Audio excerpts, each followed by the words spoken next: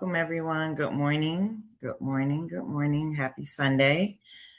Good day. Top of the morning, whatever you say at the beginning of your day. We are excited to have you here. Grateful for your presence because your presence adds value every week. Clearly, I'm not Kelli Joy Richardson. I'm Dr. Vikki Johnson, sitting in for Kelli today, who's on travel. But Dr. D and I, our executive director, Dr. D Sapp, and I are here today to hold space and have a very powerful, engaging dialogue and conversation. So we're going to go ahead and get started.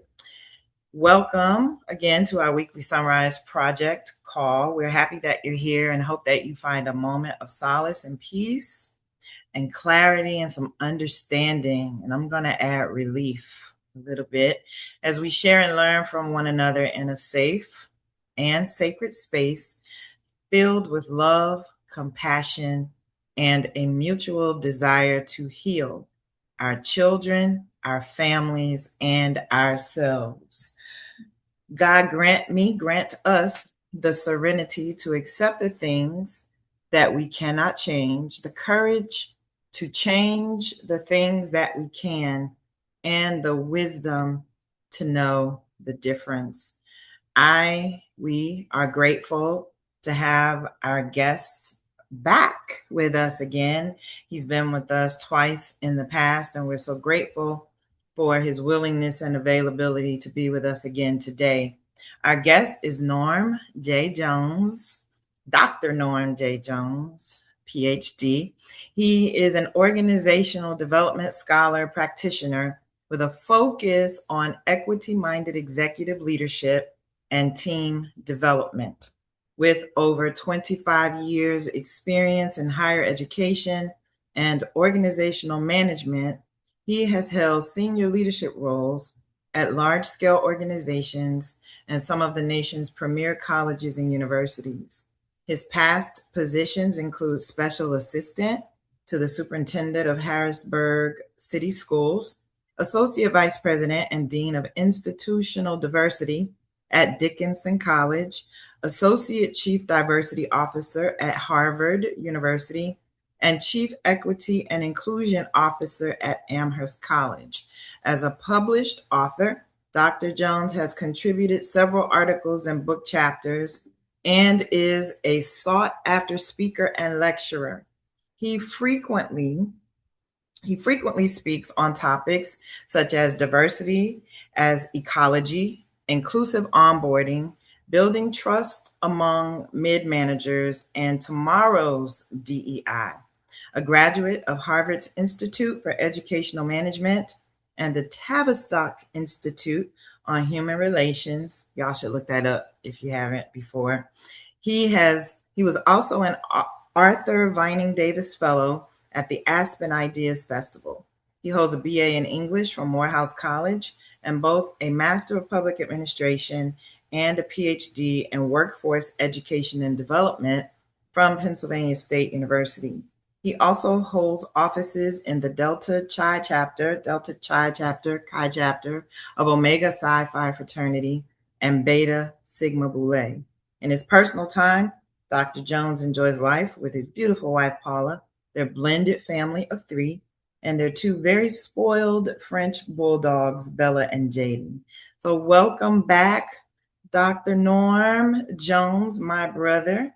Thank you for being here with us again today to talk about belonging and to explore this issue surrounding our children with a village that is safe to the best of our ability, because as we know, parenting is not for the faint.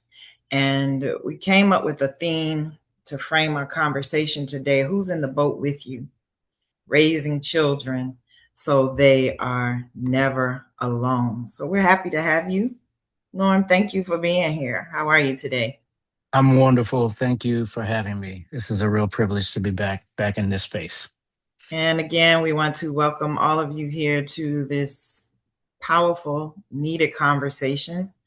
In light of what's happening in the world, I first do want to acknowledge that there are many parents who have experienced the loss of a child.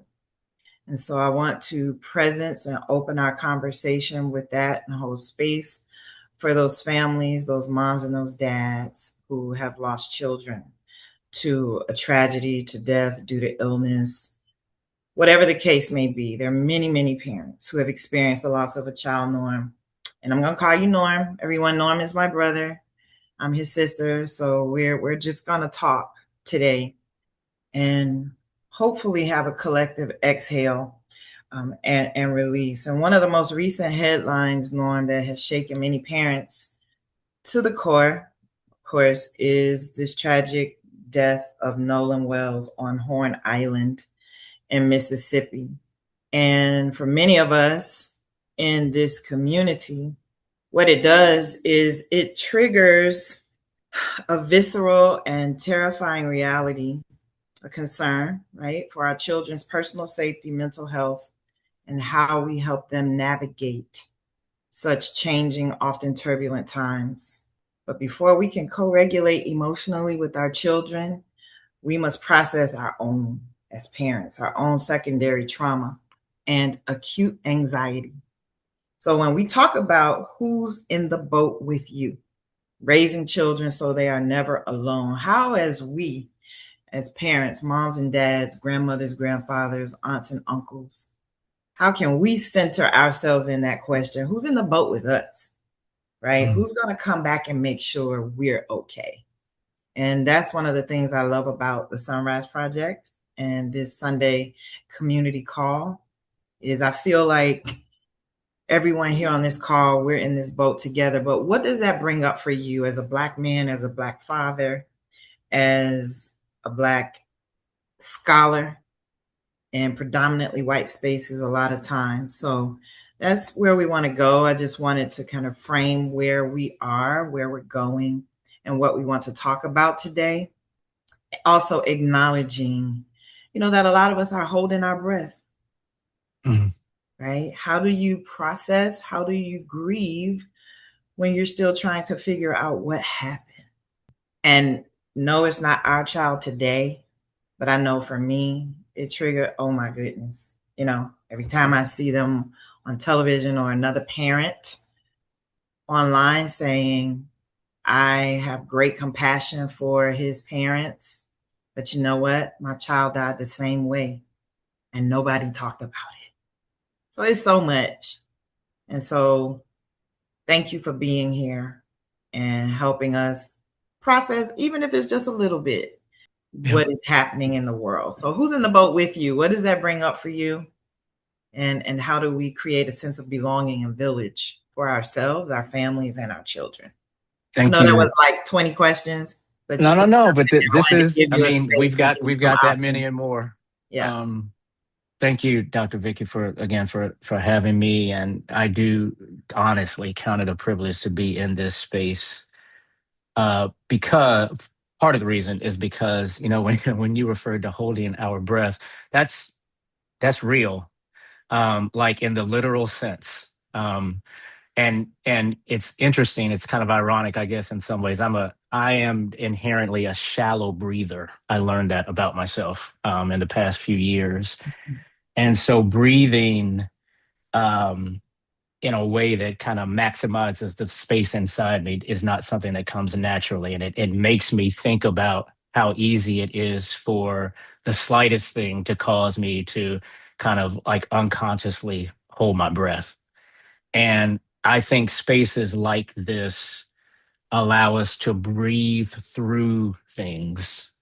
And so, this question of who's in the boat with us, even, um, is partially about taking collective breaths together.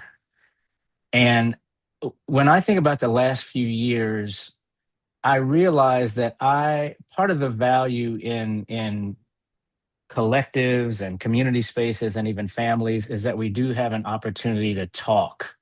And I've been talking with my wife and kids, about Nolan Wells, but we've also talked about other tragedies. And it is surfacing information I didn't really have necessarily about how my kids think about friend groups and what happens when and if something goes a different way than you had planned. And so I've developed, even in the last 48 hours, kind of like a deeper appreciation for what happens when you take the time to talk to your kids about what if kinds of scenarios. And that can be a scary thing because I'm not interested in trying to trigger or traumatize my kids, obviously. But I do realize that I actually need to know how they think and what goes on in their minds as it relates to their own safety and the way they think about the safety of others. And I know we're going to talk about our experiences as parents, but I just want to jump into the kid space for a minute because one one thing I learned about my middle kid, and this is DNA. It is what it is. He was like, Dad, I'm gonna tell you, I if I was in a situation that seemed like it was becoming unsafe, I'm definitely gonna be the guy that's naming that for myself and for my friends. But if it looks like things are going from bad to worse, and my friends aren't heeding my warnings, at some point I'm out. And, there's part of me that kind of wants to give a speech about like staying in the boat. Yeah. But there's another part of me that's like, grateful that my son has a level of judgment that allows him to gauge when something crosses over into a space where his own safety may be at risk, in which case he can't help anybody. And knowing that he has the ability, prayerfully, to know when he's crossed over to the other side of that line so that he can attend to his own safety is also something for which I have gratitude. So these are the kinds of things that I recognize now as conversations that I need to be having with my kids more often, not necessarily in reaction to a thing that has already happened, but just learning more about how they think about safety and friend groups and being in community and judgment and what happens if. I think there's value in those kinds of conversations, and I'm actually looking forward to having more of those conversations with my kids. I've got a big gap. I have a 28-year-old and a 15-year-old and a soon to be 13-year-old. And the 13-year-old is the only girl. And I think she'll probably have things to say even about being the only girl when it comes to groups and safety and all of that. So I'm just reminded of the importance of talking with our kids and talking with one another and breathing together, even as we're trying to process tragedies like this last one. I love that. Thank you so much. For me, this brings up what you said and even just what's happening, which I think is why I'm so drawn to the conversations, I'll say, around this case and Nolan Wells is because I personally know, as many of our children do, what it's like to be the only or one of a few in predominantly white spaces. I grew up when I was in, middle school. That was a scenario for me. And this really, for me, brought up, yeah, that was different. It was unique. And that's not to say that there are not unhealthy Black friend groups, because we know that there are. But in this case, and specifically, it raises uncomfortable conversations that need to be had. And so there's something that I wanted to just share to continue the conversation that I saw online that I thought was really powerful and food for thought. It says, it wouldn't surprise me if this child was just trying to navigate two different worlds, only to run into historical intolerance of a community resisting integration. I know exactly what that feels like. People love to claim they are not discriminatory until they are actually confronted with someone different. Then the mask slips. It's understandable to distance yourself from someone dangerous or criminal, but rejecting regular people simply because of their skin color, religion, or perspective is pure hypocrisy. So many people talk a good game about your space, Dr. Norm, diversity, equity, and inclusion, because, which has also been under attack, by the way. We're mindful of that because they've been taught to say the right things, but their actions reveal the truth. It's incredibly demoralizing to realize that people are just pretending to accept you. And that's the quagmire for our children, and it's a quagmire for us as parents in the workplace, in our communities where some of us live, and athletic communities and environments where we put our children. We are given to basketball, football, track, right? But what about when we're raising swimmers, Dr. D and Kelly? We're raising lacrosse players. We are raising soccer players.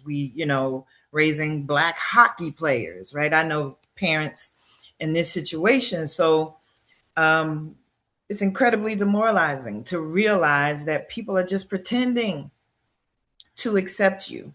And ultimately, it's a harsh but necessary lesson.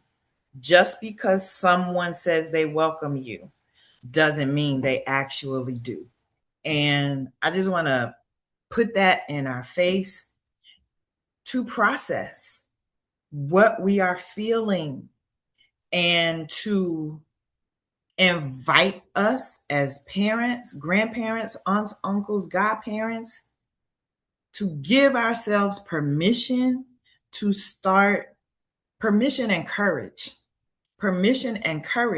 to start having these uncomfortable conversations, right, with ourselves and with our children. So I thought that was really a powerful perspective and nudge, if you will, to revisit some of these conversations and add to that the added pressure of the digital landscape. We didn't have that growing up. We didn't have TikTok, Instagram, Facebook, YouTube. Those were not factors. Now they are. Snapchat, phones, we didn't have that. Add that to this generation and what they have to deal with. And for me, my heart goes to the parents not being able to grieve and simultaneously trying to figure out what happened, doing their own investigation. So thank God for the people that have stepped up to surround them. And again,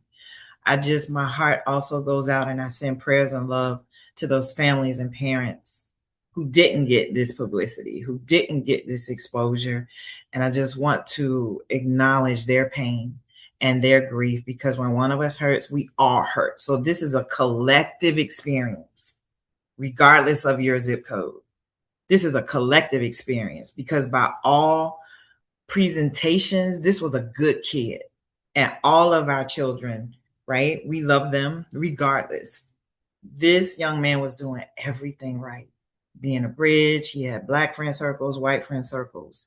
So this conversation today really, family, to those listening, is for us to really sit in this discomfort and let's explore. So Norm, what has it been like for you navigating your spaces in your high performing environments and social circles? What has that been like for you as a Black educated scholar, leader? What has it been like for you to navigate your spaces? Well, I mean, a journey, no question. And, moments like this do cause me to go back in my mind and replay uh, particular conversations where race and location, meaning geography, and culture came up in the conversation. And I'm kind of an interesting case, maybe in some ways, because I was a sandwich kid. I was raised in a home with my maternal grandparents, both of whom were from the South. My maternal grandmother was from Kentucky. My maternal grandfather was from Biloxi, Mississippi, and my mother was born in Gadsden, Alabama, and we moved to Louisville, Kentucky, into the home with my grandparents after my parents got divorced at the age of 3.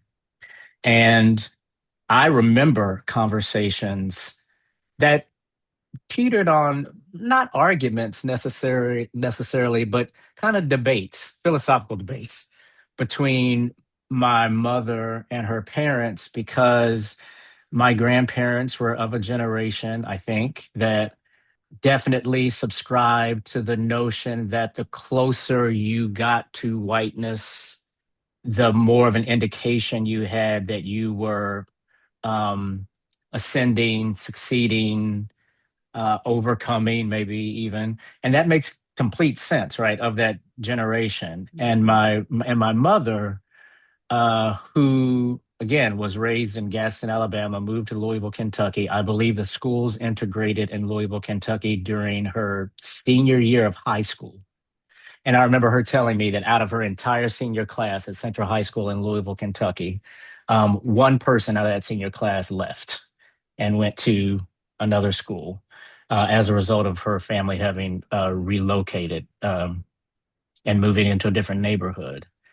And so my mom was aware of the ways in which moving closer to privileged spaces afforded certain opportunities, and was simultaneously kind of cautious, I think, in the way that she messaged to me as a parent, because I think she saw in very stark terms what being the only fill in the blank, usually black person and otherwise white space, could mean for my own socialization. And my mother was a sociologist and a social worker, so she also saw the other side of events gone wrong, I think, many of which had to do with, race and gender and class and the complications of all those things. So I did grow up in all white private schools from pre-K all the way through high school.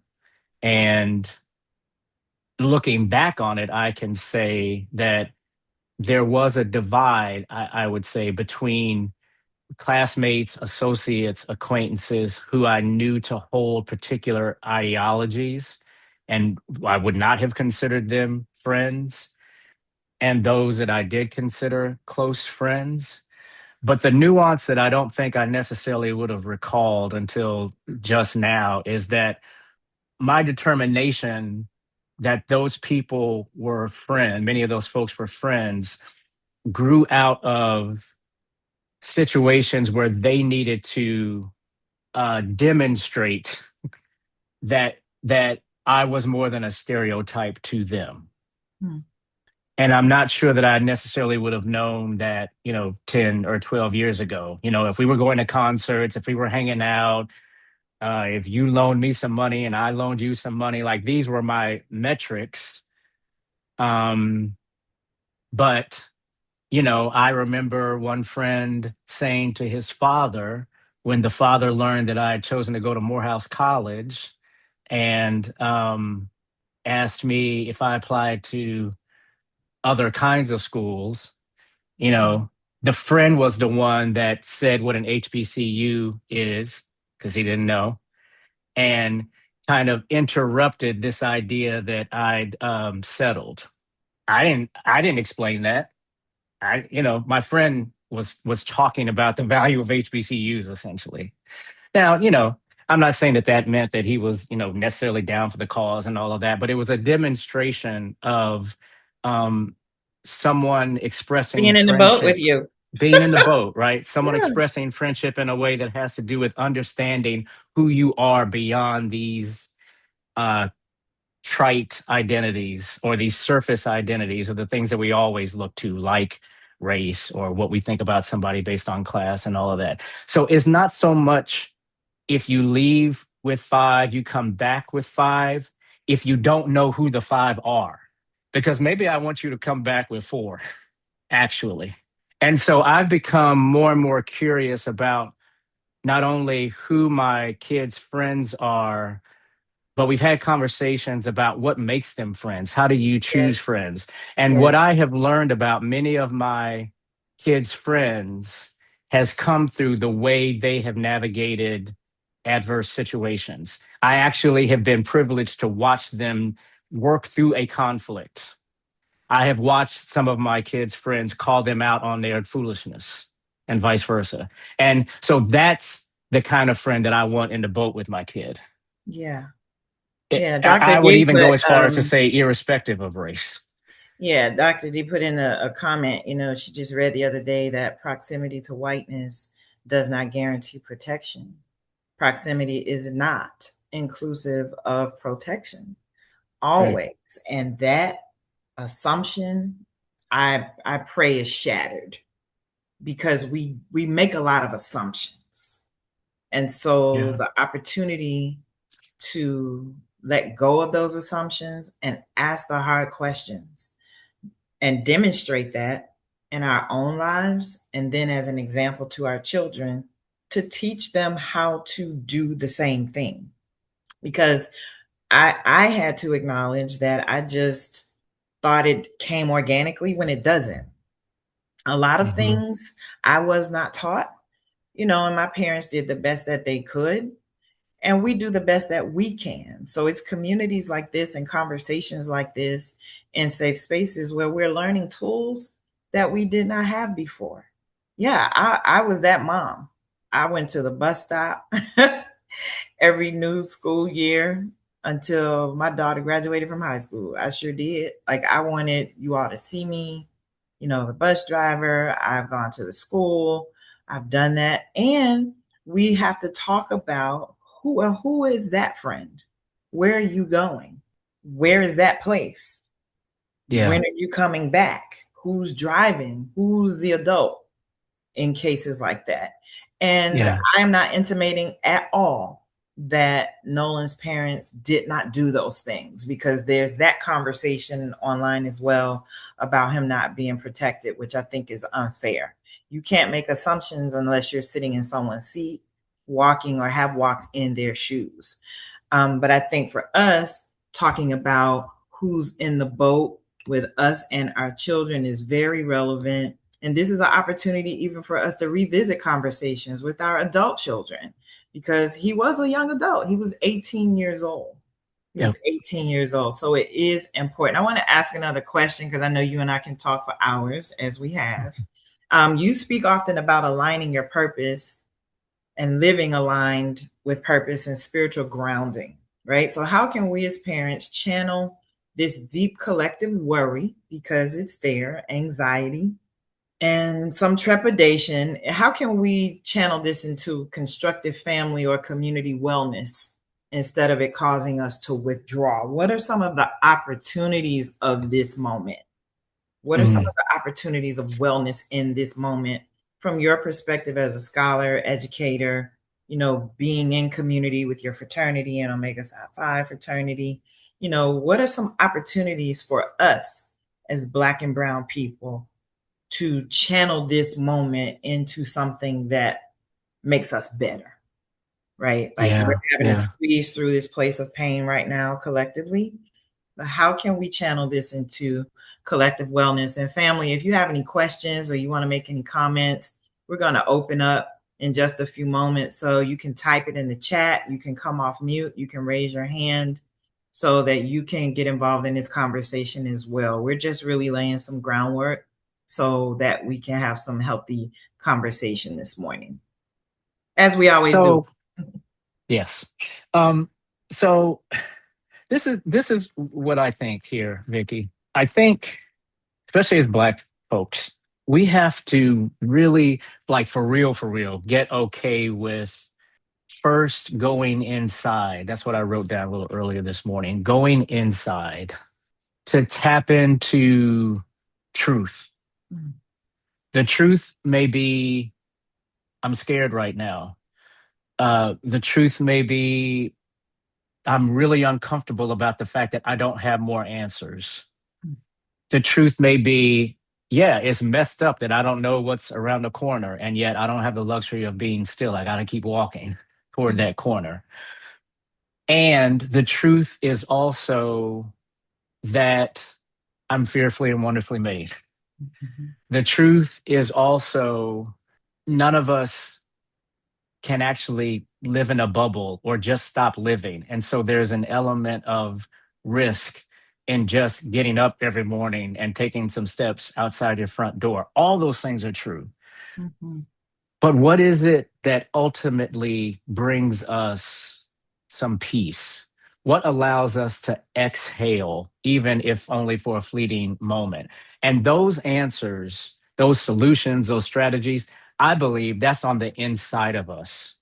And I want to be the kind of citizen, brat brother, church member, parent, for sure, spouse, who taps into resources that are inside myself before I look to an external entity to tell me how I should feel or how I should cope or how I should frame a situation. Because there's way too much of that.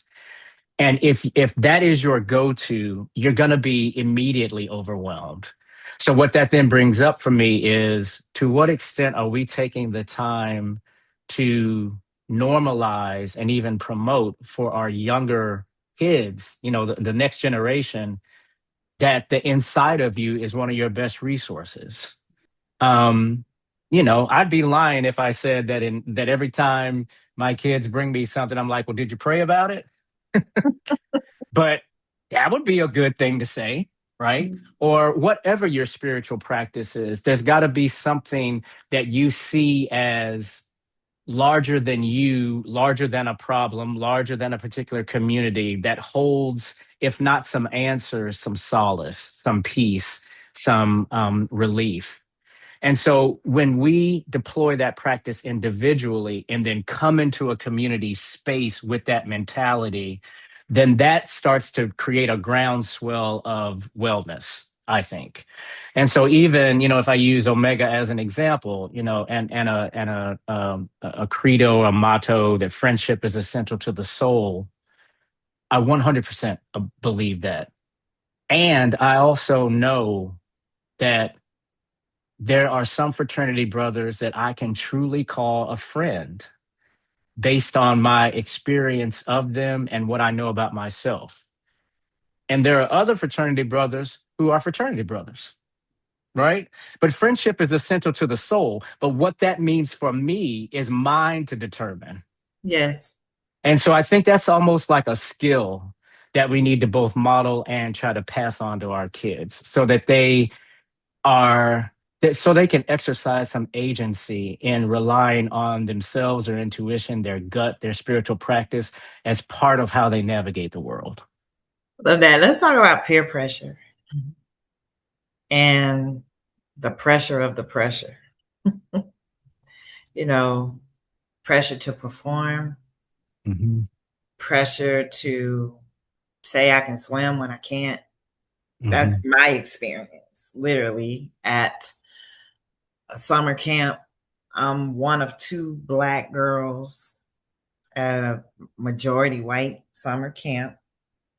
When it was just a weekend camp, and we're in a lake and everybody's like, let's swim to the other side. True story. I walk a little bit. Oh, they're swimming. Not my other friend, the other Black girl was like, I'm not going in that water. Me? Mm. Oh, I'm going to follow them. I was good as long as I could touch the bottom. And I probably almost drowned that day. I did almost drown. Lifeguard had to come and get me, Hmm. following Hmm. the crowd because I wanted to belong. I wanted to fit in, as many of us have done. The older you get, those layers of Oh wanting and yeah. needing that validation kind of peel away. I'm not that way anymore. How do we deal? How have you dealt? Let me ask you that. How have you dealt with peer pressure in some very high visibility environments that you've been in? As a leader, as a scholar, how have you dealt with Yeah. that? And how have you helped I'm going to talk about your young adult son a little bit. How is he doing with all of this in his late 20s, approaching his 30s? How is your son dealing with that? Yeah. So in terms of my own experiences with peer pressure and following, one of the things that has helped me heal, and also I pray helped my children, is that I talk about it. I tell the summer camp story. Mm-hmm. Um, one of the stories I tell is way, way, way up in adulthood, where I, when I would go to certain events, social events, especially in a work context, I would not eat chicken, fried chicken, nor would I eat watermelon or do anything else that fit the stereotype because I didn't want to be complicit in validating those stereotypes. Mm. Here's the reality: I love fried chicken and I love watermelon. And so I had this experience. I think maybe it was at a Harvard reception of all places, but I could be wrong. But I think that's where it was, where I just had this kind of light bulb moment where I started thinking about my own credentials and worthiness and right to be in the space. And the thought that I had was like, if this really smart dude who is the associate chief diversity officer um, can't eat a piece of watermelon without someone thinking XYZ, then whether I eat the watermelon or not, Right, they're going to have the thoughts they have. right. So why rob myself of the opportunity to do something I want to do because I have an imagination about what others are thinking? So I've tried to share part of my journey in the context of the inner voice Mm. that tells me to follow, that succumbs to the peer pressure, and to try to talk about what allowed me to move beyond that. And sometimes it was an epiphany, other times it was feedback. I had one board member tell me one time many years ago, "You give away your power." Now that stung, but I was like, "Say more." And she went on to talk about the fact that when I would introduce myself, there was kind of an apologetic tone in there because there was some imposter syndrome stuff going on. So we need folks around us too that can help us see ourselves. And I think with my oldest son, who's now 28 and has three kids of his own, fatherhood has gone a long way in helping him look in a mirror that he always knew was there but didn't necessarily look into. And that's what kids will do. That's what marriage will do as well. These reflections of you, whether it's a partner or your kids or even others who are close to you that help you see what you've not dealt with sufficiently, it will, one way or the other, you're going to have to deal with you. And I think that's what I would say about my oldest is that becoming a father of three Black boys um, has helped him confront parts of himself that he would rather not engage, talk about, process. And so, where I didn't get with him as a dad, there's some openings there because now he's a dad. And Yeah. so, sometimes this stuff is also generational. And the beauty of it is you have an opportunity many times to go back and deal with some stuff. We can't change events, but we can transform the way we process those events because the trauma of many of those events live on a Yeah. physiological level. And so there's always an opportunity for healing. Even when folks are no longer with us, there's an opportunity for healing. So I don't want to discredit or skip over the the beauty of intergenerational processing and conversations and reflection and journaling. Again, going inside, even to go backwards so that you can continue to go forward. So it's just there's no end to this. It just regenerates. And when you see it, then you can confront it. Yeah, I think this is a huge opportunity for all of us to have impact, plant seeds, cultivate seeds that have already been planted, water some of what's already been planted, and then to create new gardens, right? In our community. When you talk about go inside, I know you mean for us to go inside ourselves. Personally, I think it's also an invitation for us to go deeper into our own community, For right? And sure. create spaces that are empowering, that do reflect you are great, right? I had adults around me reflecting to me my greatness, not necessarily what they wanted me to be based on their experiences, but it is the manifestation truly of, train children in the way they should go. That really translates into what are their gifts. Now raise them in their gifts Hmm. so that as they grow older, they will not depart from what they came here with, the gifts and tools and skills they were created to manifest into the world. We had a comment in the chat, Norm, you know, being accepted is deeply integrated into our fascia from generations and Yes. generations and Yes. generations Yes. ago. You know, hence the Crown Act, right? You can't wear your hair in braids to work. You can't wear your hair in an Right. afro. Right. My daughter got reprimanded once because she has big curly hair when it's all out. And a black man in management, you know, reprimanded her. And, we had to address that. Like, what do you mean?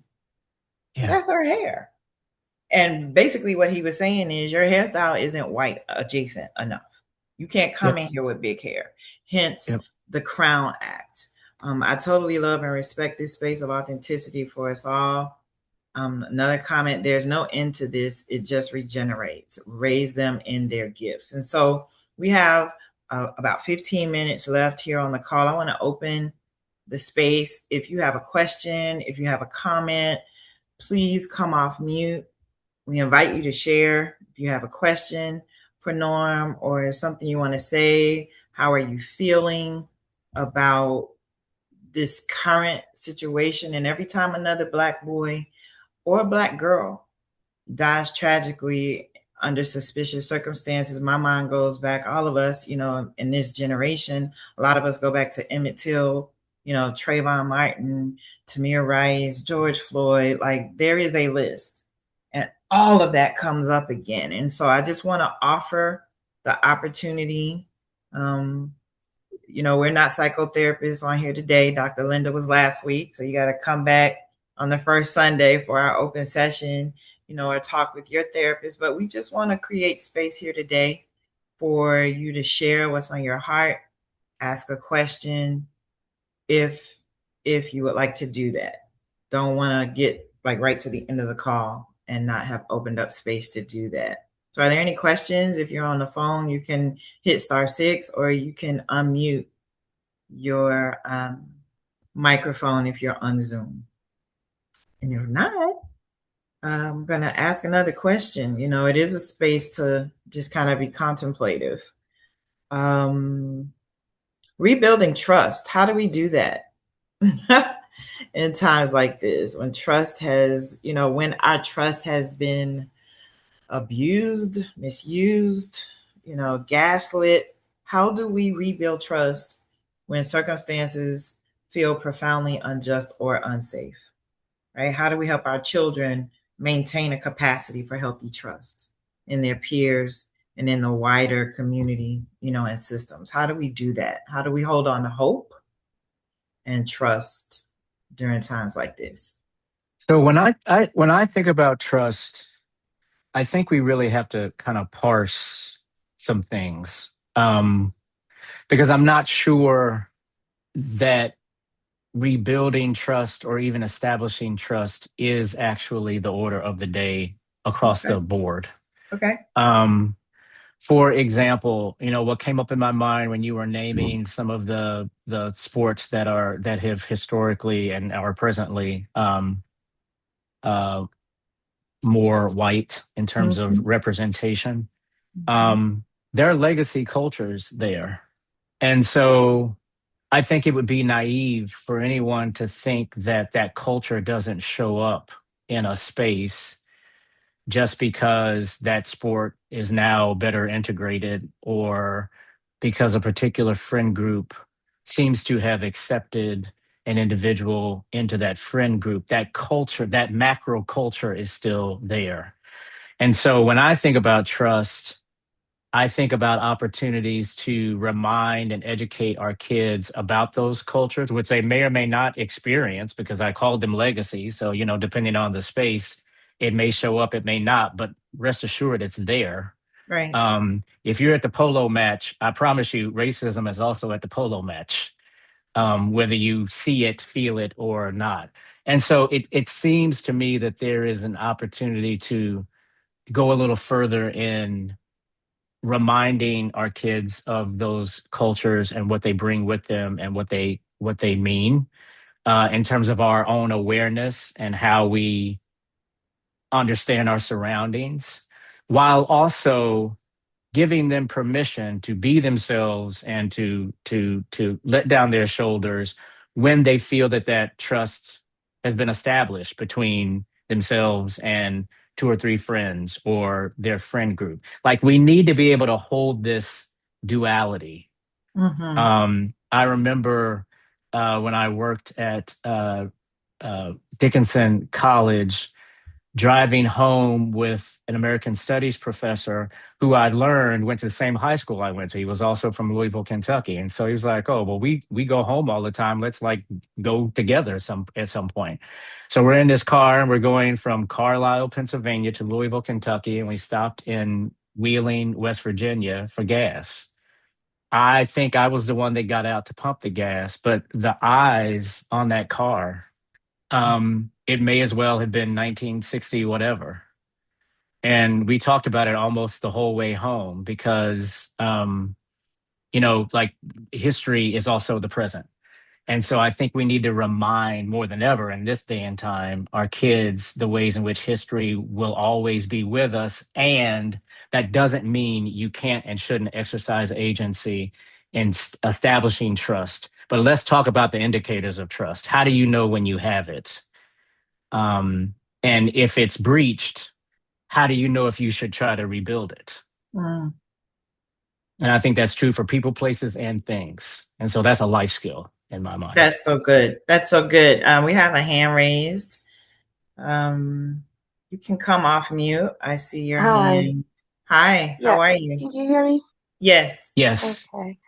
Good morning, everyone, and thank you for having this opportunity to talk about the latest of what just happened um, to Wells. And I was thinking about this as well because last night our son, he is 25 years old, and he is a coach for lacrosse. He's actually a school teacher, but he's coaching lacrosse as well. And so they had a trip last night game for a tournament, and so he said, of course, his well, not of course, but his car had broke down in Delaware, right? And we're here in Northern Virginia, and so he was like, wow, he got a ride with some of the other coaches.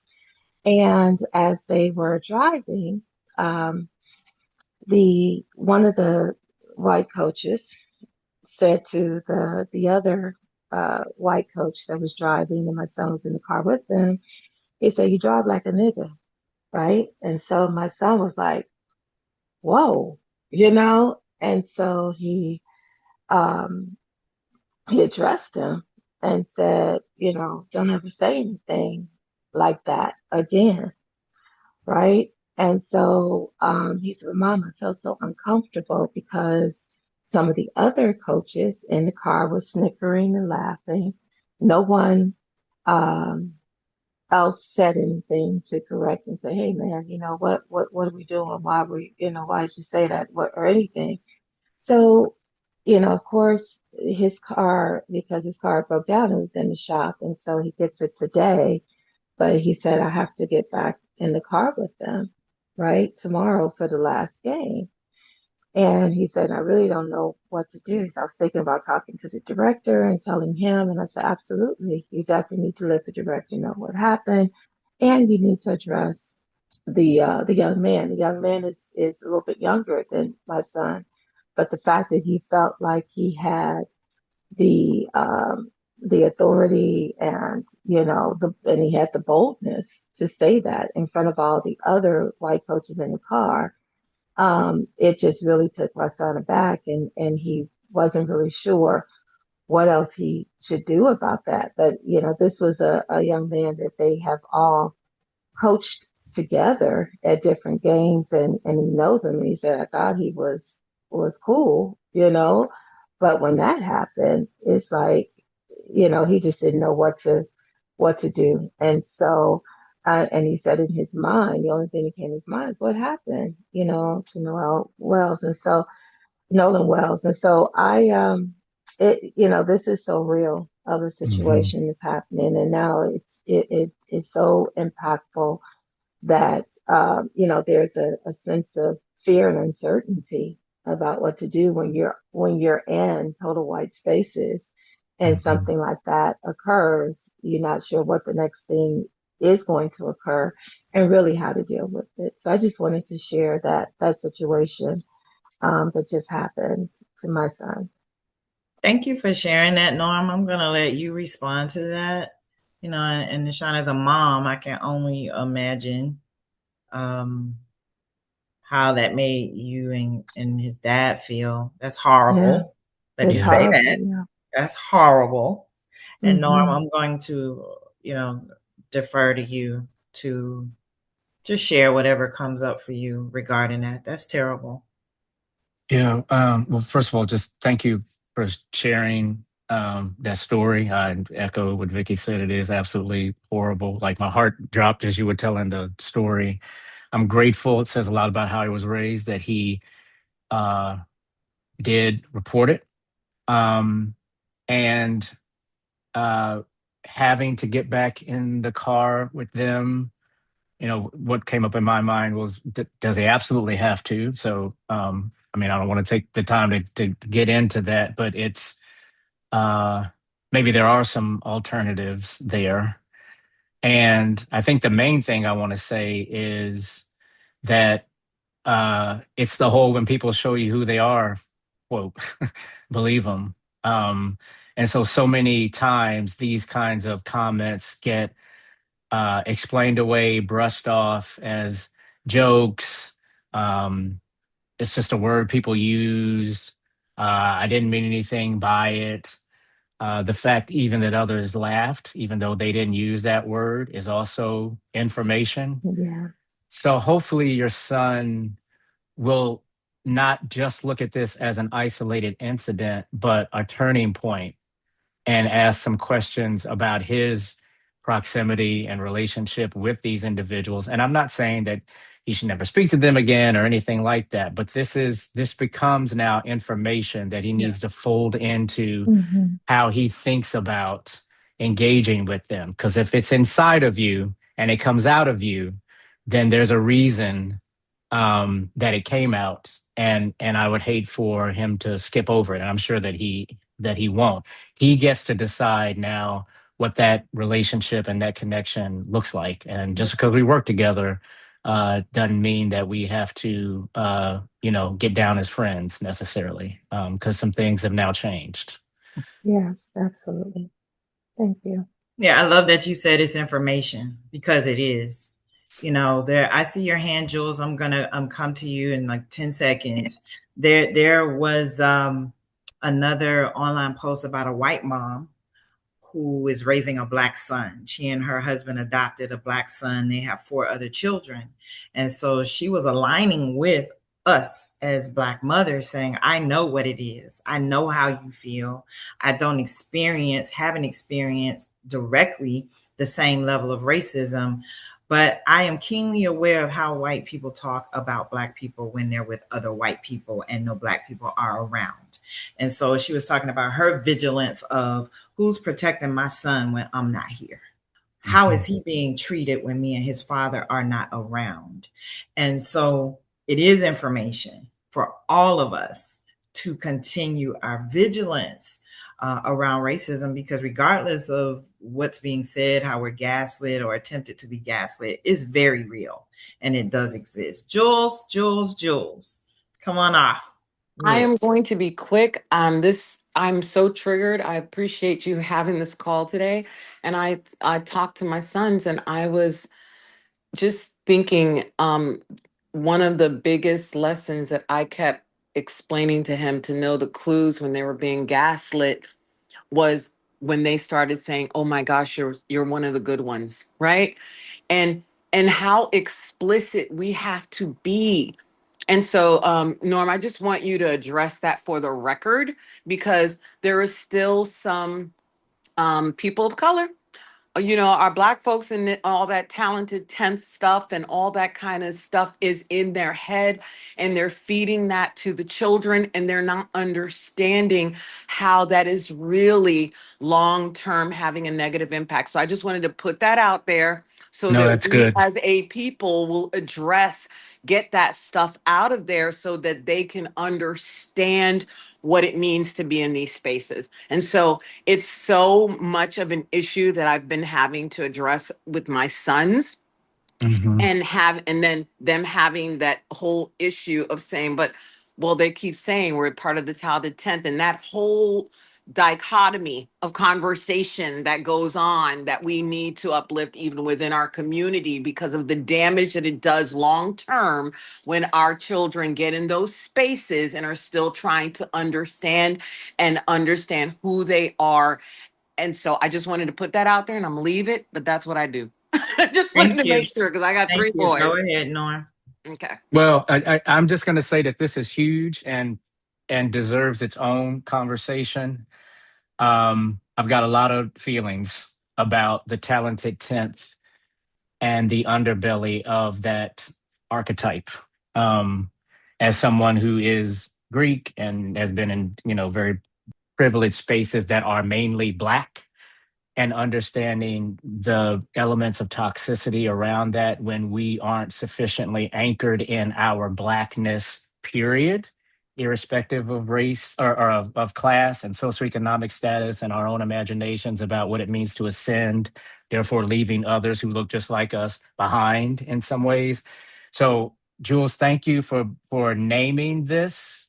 And again, I would just say that this is its own conversation and deserves a lot of airtime, I think, because it's layered and complicated, but we need to talk about it more, and probably now more than ever, I would say. Thank you, Norm. Thank you, Jules. We are out of time and not opposed to continuing the conversation, Norm. So would love to have you back to help us move in the direction of healing collectively and individually. And I just want to close with you sharing the importance of protecting and preserving our Black joy, right? We want to leave on somewhat of a high note today, as high as we can be. But talk about the importance of preserving our Black joy, protecting our Black joy in sense of adventure and pursuit and determination and perseverance. And like, this is not a time for us as people to shrink. It's a time for us to rise up, get loud, get bold, and be courageous. So I want to close with your comments just about the importance of Black joy. Yeah, thank you. So I'm gonna I'm gonna go back to that those words I've been saying for the whole call for whatever reason. Go inside, and that I am finding personally that my Black joy is on the inside of me, because inside of me is where I tap into not only the fullness of who I am, but the fullness of what I'm a part of. Um, and when I get quiet, uh, in nature, especially, the ancestors come to me. Mm. And I am reminded in many ways of the fact that I am on this earth, at least in part, to continue a legacy, an ancestral legacy that has many stops along the way, and much more road to travel. And so even in thinking about my responsibility to carry on a familial legacy during my lifetime, it's a heavy responsibility, but it's also a source of joy, because what a privilege to be chosen to tell the stories that I've told about my family today. And they're not all rosy, but just the liberation in being able to talk about overcoming um, is ancestral joy. And telling the stories that my kids roll their eyes at, but I promise you will tell their kids, is joy. And knowing that as a shallow breather, when I remember that my breath is shallow and I can like take a deeper breath, that is joy. Yeah. And being on a call with folks where we can talk about really hard things Yeah. and still talk about joy and not have to apologize for that, Yeah. that is joy. So what I would say about preserving Black joy and stepping into Black joy is just be really intentional about accessing it. And if you think you have enough of it, know that you don't have enough. So there's nothing wrong, even in the darkest of times, in being proactive, intentional, and assertive in pursuing joy, because it is the thing that will allow us to stand, coalesce, overcome, be in solidarity. It's all anchored in joy and truth. And that lives on the inside of you. So tap into that unapologetically is what I would say. Beautiful. We're going to come right out right there. Tap into it. Tap into your Black joy. Thank you for being here, everyone, on the SonRise Project Sunday support call. We appreciate each of you. Come back to see us next Sunday, 9 a.m. Eastern Standard Time. So the prayer today is to go in peace, go in power, go in love, and go in joy. Protect your Black joy. Have a powerful day, everyone. Thank you again, Dr. Norm Jones. Look forward to having you Thank back. you. You're always a tremendous blessing to us. Goodbye, everyone. Thank you so much. Have a good day.